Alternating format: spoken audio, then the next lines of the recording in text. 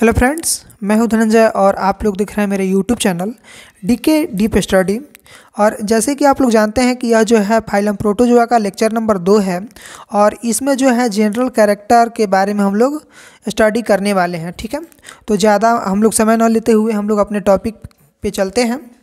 देखिए, इसमें सबसे पहले होता है कि जनरल कैरेक्टर में सबसे पहले हम लोग डिस्कस करेंगे स्पेशलाइज्ड कैरेक्टर के बारे में। ठीक है, यानी विशिष्ट लक्षण कौन कौन से होते हैं फाइलम प्रोटोजोआ में। ठीक है, तो इस संघ के यानी इस फाइलम के समस्त जंतु एक कोशिकीय होते हैं, यूकैरियोटिक एवं सूक्ष्मदर्शीय होते हैं। यह पॉइंट जो है बहुत ही आपके लिए इम्पोर्टेंट है।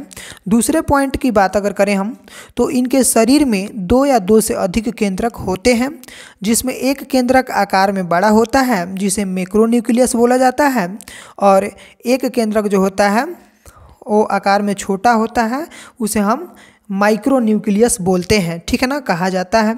यदि केंद्रक समान आकृति का रहे तो मोनोमॉर्फिक या विभिन्न आकृति का रहे तो हेटेरोमॉर्फिक बोला जाता है। ठीक है, तो यानी जो फाइलम प्रोटोजोआ के जो मेंबर्स होते हैं जो उनके तो उसमें जो है न्यूक्लियस 2 टाइप का पाया जाता है, मतलब बड़ा भी हो सकता है और छोटा भी हो सकता है।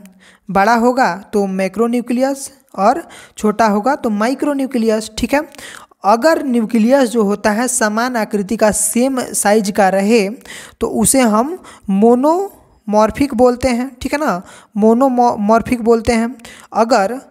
अगर जो है न्यूक्लियस जो है विभिन्न आकृति का रहे, यानी एक बड़ा एक छोटा हो जाए, तो उसे हम क्या बोलेंगे?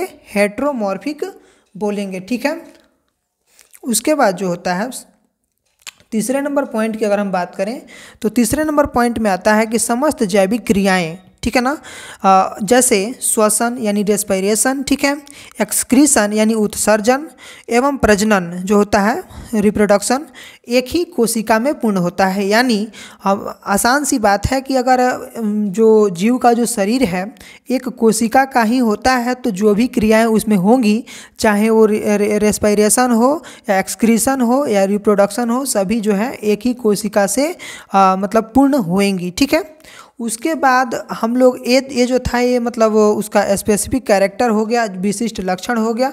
ठीक है, और उसके बाद आता है जनरल कैरेक्टर। ठीक है, उसके बाद हम लोग डिस्कस करेंगे जनरल कैरेक्टर के बारे में। ठीक है, तो सामान्य लक्षण कौन कौन से होते हैं प्रोटोजोआ में? ठीक है, तो प्रोटोजोआ संघ के जीव जो होते हैं सर्वव्यापी यानी ओमनी प्रेजेंट होते हैं। ठीक है, होते हैं जो एकल यानी सोलेटरी या समूहों में पाए जाते हैं। यानी जो प्रोटोजोआ होते हैं वो सर्वव्यापी यानी सभी जगह, हमने पहले लेक्चर में जो देखा था उसमें मतलब वो जो है सॉइल में, मिट्टी में भी पाए जाते हैं और नदियों में भी पाए जाते हैं, तालाबों में भी पाए जाते हैं, मतलब विभिन्न जगह, मतलब चारों तरफ, यानी ओमनी प्रेजेंट होते हैं, यानी सर्वव्यापी यानी सभी जगह व्याप्त होते हैं। ठीक है, उसके बाद आता है कि यह एकल यानी सोलेटरी होते हैं या समूहों में यानी कॉलोनी के रूप में भी पाए जाते हैं। ठीक है, उसके बाद इनके शरीर का आकार अनिश्चित यानी इन्फिनिट या निश्चित प्रकार का हो सकता है। यानी इनका शरीर जो होता है वह निश्चित भी हो सकता है और अनिश्चित भी हो सकता है। ये था दूसरा पॉइंट। तीसरे पॉइंट में जो है इसके शरीर का आकार सूक्ष्म होता है जो लगभग 1 माइक्रोमीटर या इससे भी अधिक हो सकता है। ठीक है, अब देखिए हम लोग चौथे पॉइंट पे चलते हैं।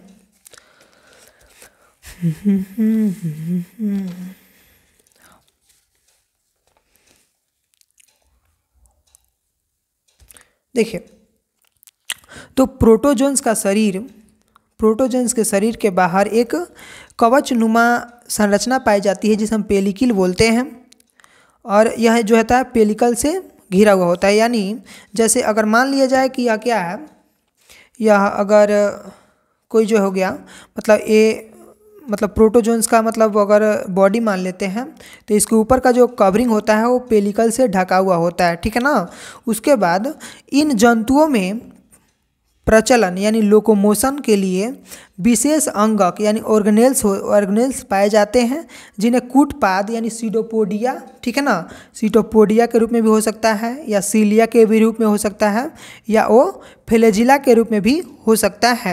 इन अंगकों की सहायता से प्रचलन यानी लोकोमोशन होता है, यानी जो प्रोटोजोन्स होते हैं उसमें लोकोमोशन यानी जो प्रचलन होता है, यानी आने जाने का जो मतलब अंग होता है, ठीक है ना, चलने का जो अंग होता है वो सीडोपोडिया भी हो सकता है, सीलिया भी हो सकता है, और लोको मतलब जो है सीडोपोडिया और फ्लैजिला भी हो सकता है, ठीक है। उसके बाद का जो पॉइंट है कि इन जंतुओं में पोषण विभिन्न प्रकार से होता है, यानी जैसे प्राणी संभोजी यानी होलोजोइक भी हो सकता है, मृतोपजीवी यानी सेप्रोफिटिक भी हो सकता है, और परजीवी यानी पैरासाइट भी हो सकता है, ठीक है। उसके बाद इसमें भोज्य पदार्थों का पाचन रुक जाइए, इसमें जो है भोज्य पदार्थों का पाचन अंतरित या अंतः कोशिकाओं यानी इंटरनल और इंट्रासेलुलर प्रकार का होता है। इसमें भोजन का जो पाचन होता है वो इंटरनल भी हो सकता है या इंट्रासेलुलर भी हो सकता है, ठीक है। देखिए उसके बाद आता है श्वसन का बात, ठीक है। पाचन हो गया, अब श्वसन कैसे होता है, तो इसमें श्वसन सामान्यतः वायवीय यानी एरोबिक और विसरण यानी डिफ्यूजन के द्वारा भी हो सकता है, ठीक है। और श्वसन मतलब दो प्रकार से हो सकता है। उसके बाद आता है एक्सक्रीशन यानी उत्सर्जन जो होता है सामान्यतः शरीर की सतह एवं सामान्य विसरण यानी डिफ्यूजन के द्वारा पूर्ण होता है, यानी श्वसन और उत्सर्जन की तो बात हो गई। उसके बाद आता है कि इसमें सेंस ऑर्गन मतलब इन जंतुओं में विशिष्ट संवेदी अंगक यानी सेंसरी ऑर्गेनेल नहीं पाए जाते हैं, ठीक है।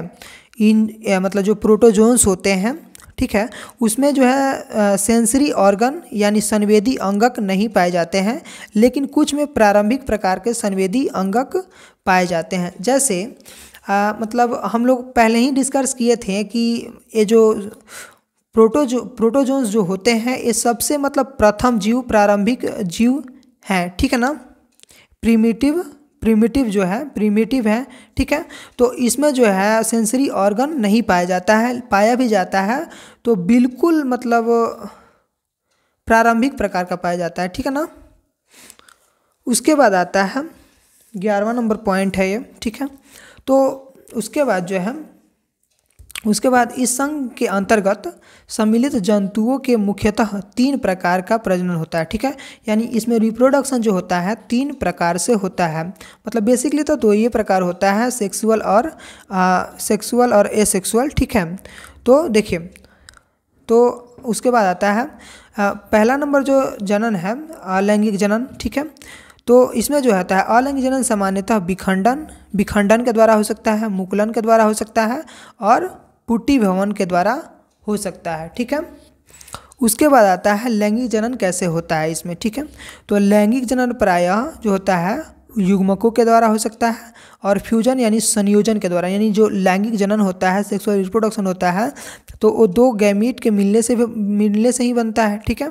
तो इसमें संयोजन के द्वारा हो सकता है यानी युग्मकों के द्वारा होगा, ठीक है। उसके बाद प्रजनन की अगर अन्य विधियां देख ली जाए, हम लोग देख लें तो देखिए यहाँ पे जो है प्रजनन की अन्य विधियां जो है कुछ जीवों में उपरोक्त 2 प्रकार के अलावा अन्य विधि जैसे पुनर्जनन यानी रीजनरेशन, ठीक है। जैसे मतलब मानिए कि कोई एक जीव है, उसका अगर अंग कट जाए, ठीक है, फिर वह पुनः आ जाता है, उसे ही हम रीजनरेशन बोलते हैं, ठीक है ना। और प्लाज्मोगैमी के द्वारा भी हो सकता है, अनिषेक जनन के द्वारा भी हो सकता है। तो ऐसी प्रक्रिया पाई जाती है, ठीक है। उसके बाद इस संघ के जंतुओं में पीढ़ी एकांतरण यानी अल्टरनेशन ऑफ जनरेशन भी पाई जाती है, ठीक है। ये था आपका लेक्चर नंबर 2 जिसमें हमने जो है फाइलम प्रोटोजोआ के जनरल कैरेक्टर के बारे में स्टडी किया। अगर आपको यह वीडियो अच्छा लगा हो तो प्लीज़ मेरे वीडियो को लाइक और चैनल को सब्सक्राइब करना ना भूलें। थैंक यू, धन्यवाद, जय हिंद दोस्तों।